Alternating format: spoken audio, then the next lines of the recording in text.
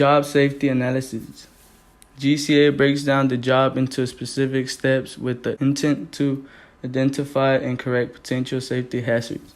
A GCA should include all steps of a job, including setup, workflow, process, cleanup, maintenance, and etc. The knowledge and experience you have with your job can be a key factor in properly identifying and correcting potential hazards. The best way to perform a GCA is to use a team that includes someone familiar with the job, someone with a different perspective, and a safety professional. A GCA can be documented using a form, checklist, video, etc. And it should always include an action plan. GCAs can be a tool for providing employees training. If you feel that the safety of your job can be improved, request that GCA be performed.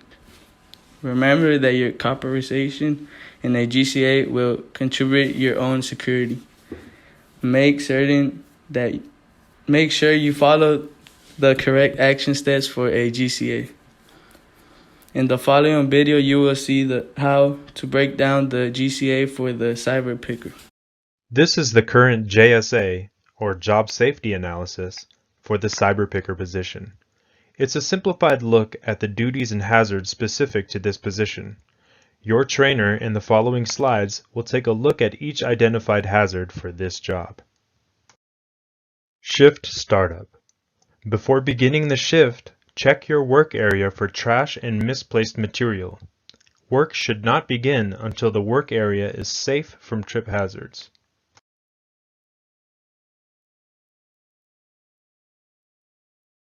When your work area is free from trip hazards, you set yourself up for success. Before beginning the shift, you'll need to complete the PM checklist. It's important to complete it on a line-by-line basis.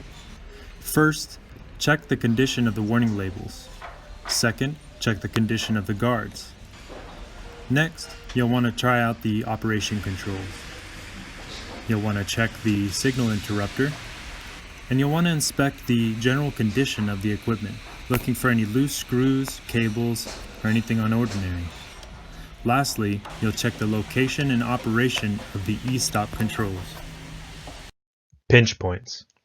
Pinch points are points in and around machinery where body parts can get stuck. Always be aware of your hand placement and never lean on the equipment.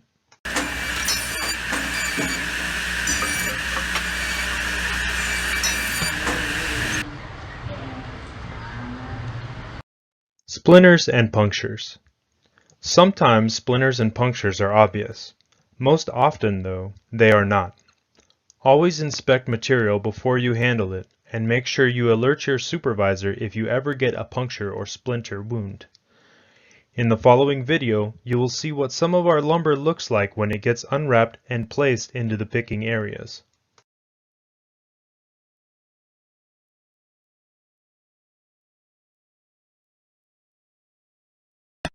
The picture on the left is an example of a rough area and material. Avoid placing your hands or body in this area as it is especially prone to splinters. The picture on the right is an example of staples that sometimes are left sticking out from removing the tarp of lumber bundles. Muscle strain. Only carry as much as you can safely carry with 2 hands. Always use proper lifting technique at work and at home.